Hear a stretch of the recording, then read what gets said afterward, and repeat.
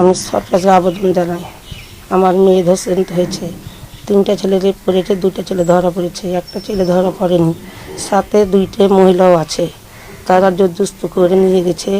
তাদের নাম হচ্ছে আন্নিকা আর একটা হচ্ছে সুরাইয়া। তাদেরও বিচার চাই আমি, তাদের কঠিন বিচার চাই। মেয়ে হয়ে মহিলা না, মেয়ে হয়ে কেন মহিলাটা জীবনে সর্বনাশ করবে, আমি তাদেরও বিচার চাই। মা হয়ে আমি আর প্রতিশোধ চাই, আমি আবেদন জানাই, আমি সরকারের কাছে এটা ন্যায্য বিচার চাই। আমি এটাতে নিজকে লজ্জিত বোধ করছি।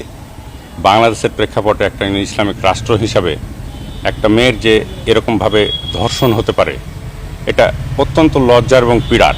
শুধু তাই না, এক্ষেত্রে আমাদের যে মেয়ে আছে, অন্যান্য যার মেয়েগুলো আছে, তারা একটা আতঙ্কে থাকবে, ভয় থাকে।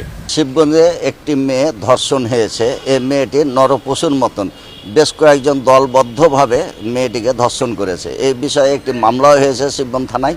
মামলা হওয়ার পরে 2জন আসামি অ্যারেস্ট হয়েছে।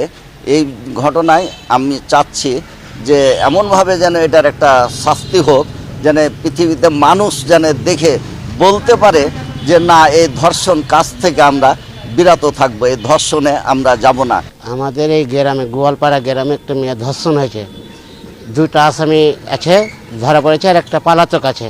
তো বিচারটা আমরা কঠিনভাবে চাই, যেন ওই বিচারটা দেখে যেন আরও 5টা লোক যেন ভয় করে। সরকারের কাছে আমার অনুরোধ কি বিচারটা আমরা কঠিনভাবে চাই।